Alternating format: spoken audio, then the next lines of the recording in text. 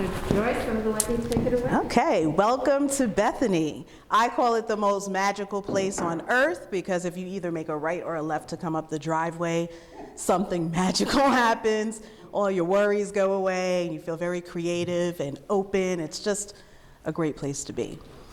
Tonight's talk is presented in connection with This Far and No Further, an exhibition of photographs by William Abranowicz.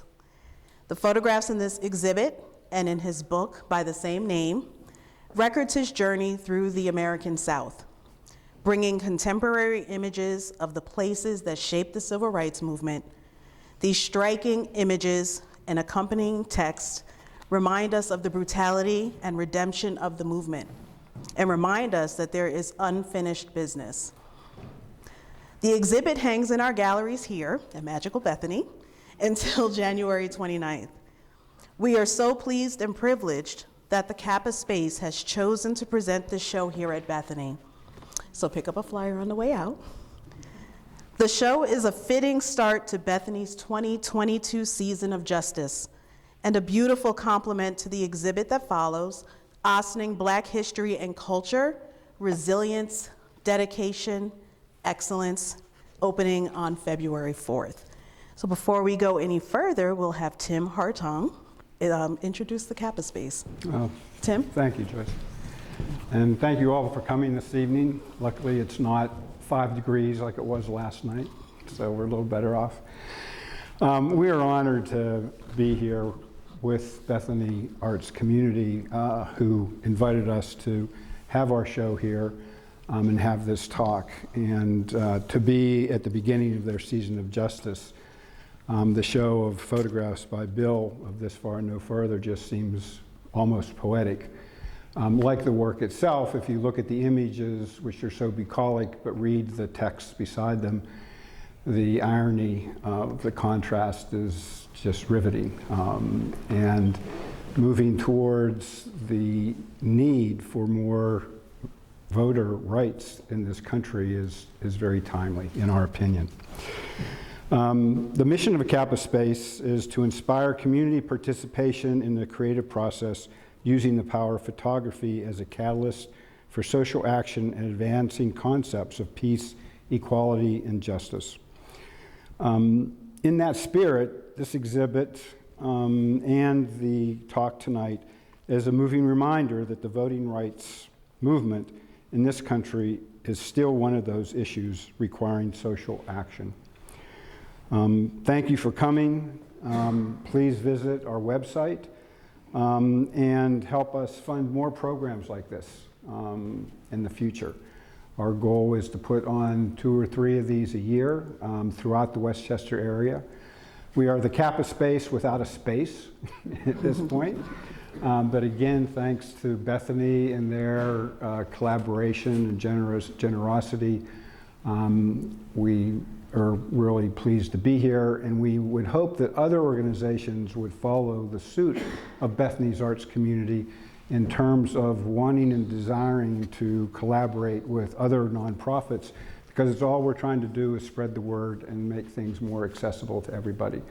And that's what Bethany is really all about, and we're glad to be part of that. So thank you again. I'm sure this is going to be a wonderful talk, and look forward to hearing you. Thank you. We're going to order room service. Yes. Oh, Bill, I think you need this. Thank you. So, the moment we've all been waiting for. William Abranowicz is known for his photographs of idiosyncratic moments of daily life and travel with a focus on an intensely personal, even eccentric approach to framing an image. His work synthesizes the essentials of photography with elements of poetry and cinema, capturing moments of sustained contemplation. His work is in collections that include the Metropolitan Museum of Art, the National Portrait Galleries in London and Washington, the Bibliothèque Nationale in Paris, and the Getty. Over 4 decades, he has produced features for nearly every major publication in the United States, Europe, and Asia. Abranowicz assisted photographers Horst P. Horst, George Tice, and Robert Mapplethorpe, becoming a master printer and working with the negatives of Edward Steichen, George Hoyningen Hune, is that how you say it? Hoyningen Hune, yeah. And Michael Disfarmer, as well as Horst and Tice. He taught photography at Parsons School of Design and has published 5 monographs of his work. He is the co-author of a dozen more. His newest book, This Far and No Further, is published by the University of Texas Press. Abranowicz is a licensed falconer, engaged in environmental and social justice issues nationally and locally. He lives in the Catskill Mountains of New York with his beautiful wife, Andrea Raysville, a location agent. He is represented by, is it Arts Plus Commerce? Art and Commerce. Art and Commerce. So welcome. Thank you, William Joyce. Thank you. Abranowicz. Thank you. So we spoke. Yes, we spoke. This book touched me. So I've been walking around with it and bragging about it as if I took the pictures myself. And we have a personal joke. I've named him Johnson. This is William Abranowicz Johnson. Because I will say this, if I didn't look at his name, the way in which he took these photographs, I thought it was from a black man's perspective. It is very, very powerful. Thank you. Yes. So I'm going to start from the beginning. I've never been so into a book that the forward and the preface had me there for like 20 minutes, and I'm like, let me think about this. Like, you got me from the beginning. Well, that's Nicole Hannah-Jones. That's Nicole Hannah-Jones. Yeah, she is a writer. That's never happened. Well, So. that's good. That's good. So we're going to start just with, so I have a little surprise for you. Just in the preface where it says, hold on. I came to understand that America has blood and shame soaked into its soil. So as a genealogist, as a person that has researched my family, I have found the people that own my family, I've been back to the land, and I've taken the dirt from that land. And I just wanted to share that. Oh, with you. wow. So where is that from? That is Bertie County, North Carolina. Oh, my God. So that is from the kitchen that still stands where my family worked. That's wonderful. So I Wow. went, like I said,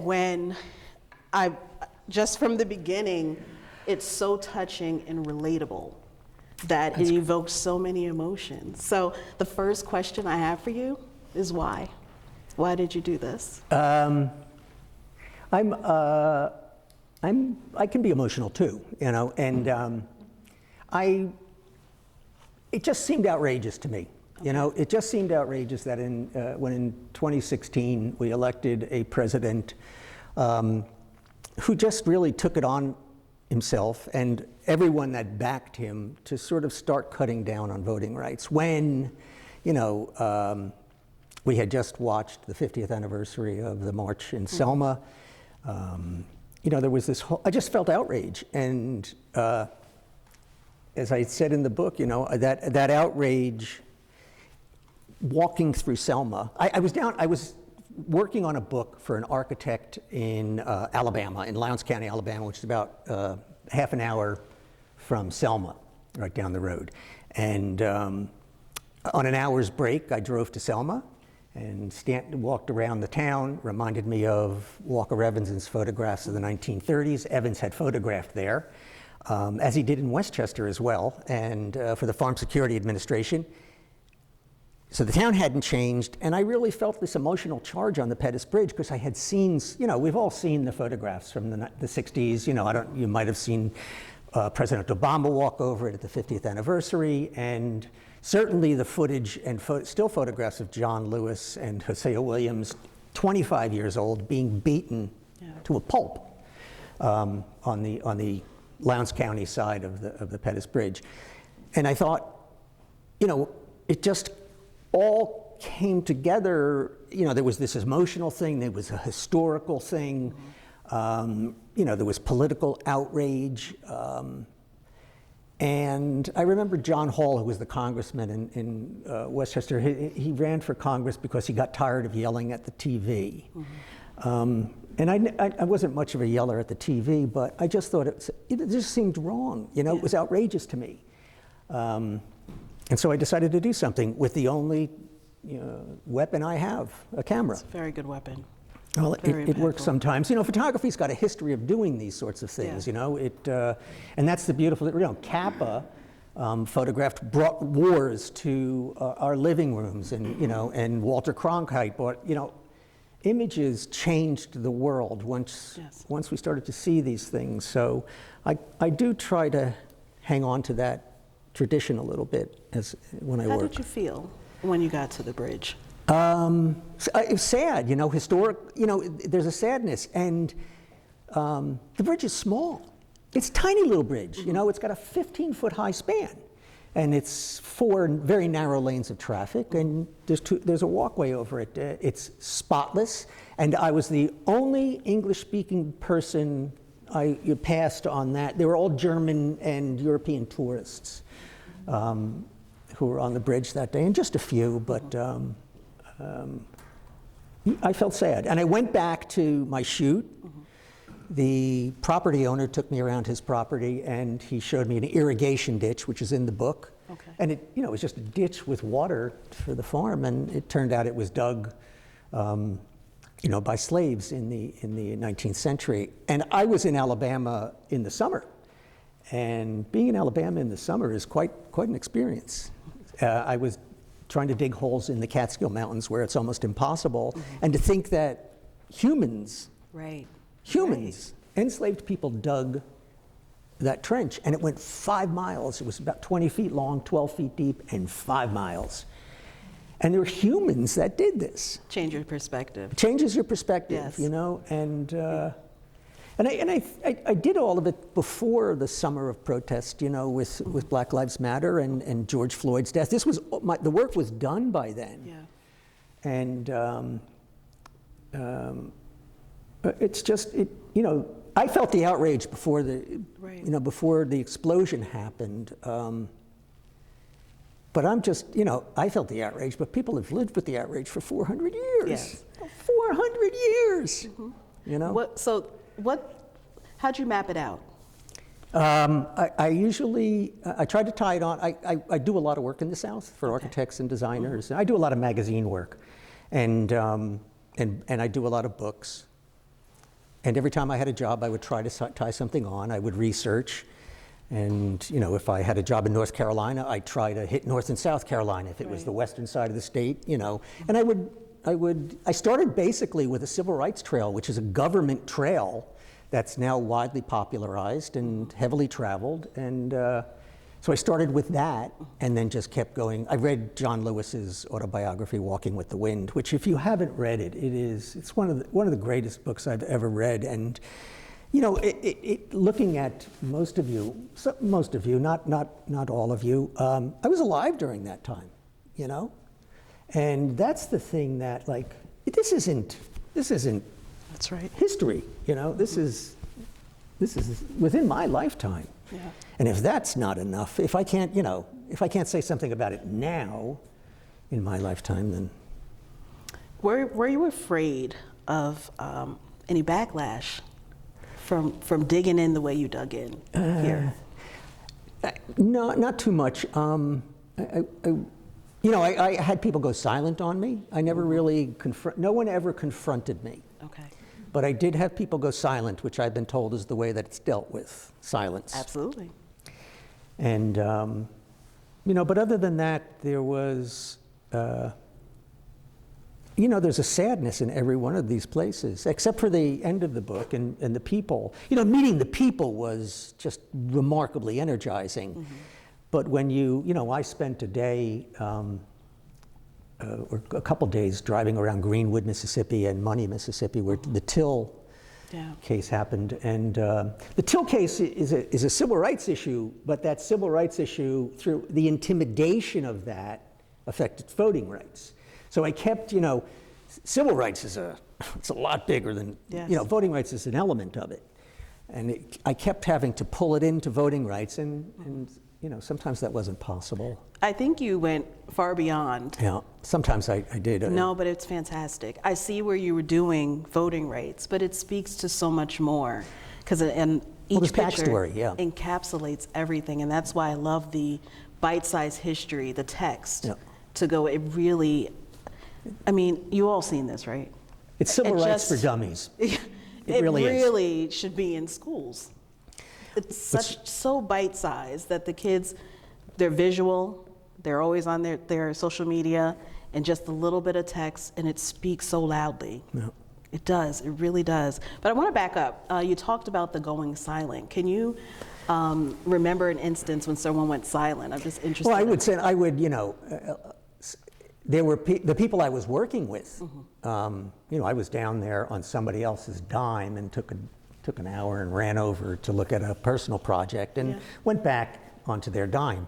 And I was just very, very careful about it. And I got in a couple of conversations. They were, again, I'm dealing with clients down there too.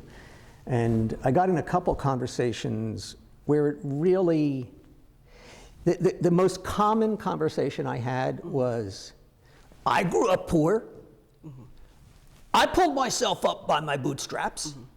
Why can't they? And the bootstraps argument is that's the argument. It is the argument, yes. Without remembering that your skin is white, and just that, that in and of itself was you had a leg up. Yeah. And so again, the boots. I just knew not to. There were certain things I wanted to listen more than I did confront. Right. I would like to confront now, but at the time I didn't. Is it because you understand more doing I do this? understand. I do understand more, and timidity is harmful in this case. Yes. Congressman Lewis told us, and I live and die by what Congressman Lewis was a politician. He worked hard to be elected. He knew how to work politics. But what Congressman Lewis told us that we had to speak up. Yeah. We have to speak up when you hear something racist. Right. So now we do it. At the time I wasn't terribly comfortable. I just wanted to do my work and listen. Right. So I want to dig in. Let's dig in. We purposely decided to thumb through the book because everything to me is pretty powerful in here. But I want to talk about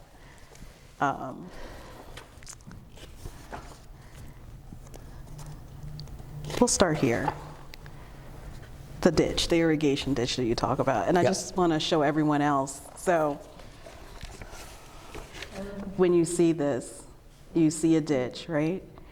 What do you see when you see your own picture now? That's the start of everything for me. That photograph, standing on the bridge, I didn't take any photographs that day. That was the first photograph I made. And I made that photograph before I decided to go back. That's the photograph that kept spinning in my head, that humans did this. Yes. And I need, and then you drive around Alabama, and there's a lot of cotton fields, there's a lot of poverty. I became friends with an environmental activist down there in Lowndes County, where they have, their front lawns are open sewers. Catherine Flowers, who was on 60 Minutes a couple of weeks ago. But that's when I look at that now, hot. It's really hot. Yeah. So when I look, right, because I shared this with other Black people that have researched their family, I see terror. So I see families running in the middle of the night. I see Henry Edward Dawes from Ossining, who ran away from slavery in North Carolina and came to Ossining. That's what I see when I see this. This is why I say your work is so powerful. You have no idea what you just did. Yeah. Oh, yeah. thank you. This is really it's emotional. It's empowering, and I feel like someone gets it. So when I look at you and I look at this work, I'm like, thank you. Well, you. I'm honored. It's let's see, how many Black people are here? Yeah. Right? Yeah. So I have not had opportunities like this. you Right. know? Yeah. I live in a white world, and this book was intended for people who just didn't know enough history, like me. You know, I knew the protests at Selma. I knew certain things. I knew the girls that had gotten killed in Birmingham at the church, but didn't know that, history isn't just Martin Luther King. That's right. It's a bigger, much, much bigger story, and there are tens of thousands of people involved. I want to go back to something you just said, which is powerful, in that you wanted people that didn't know to read this. Yeah. And your assumption might have been non-Black people. Yeah. But we weren't taught our history. Black people, for the most Yeah. part, because of books like this and Ancestry and all the availability to documents, are now learning history, Yeah. but we weren't taught it. So this is important. No. What you did is really important. You're not just teaching the people that don't know, or the people that it was affected by. So this is so timely and Yeah, just it's Yeah, I mean, amazing. today, if you read the New York Times today, there's Yeah. a slew of stories on, the president gave a big speech about it yesterday. It is time to stop it. Yeah. It is time to stop. It is time to, push through voting rights, to guarantee voting rights for all Americans. That's right. It is time. It's ridiculous that 50 some odd years after Selma, Right. that we are still dealing with this. We're an embarrassment in a democratic world. Right. You know? So, and speaking of that, in that same vein, you all saw the copy of the literacy test. Who could pass this? So I went looking through it. I said, I sure hope Bill doesn't ask me one question on Yeah. here, because I will embarrass myself. It's pretty hard. How did you feel when you found this, and why did you decide to include it in here? It's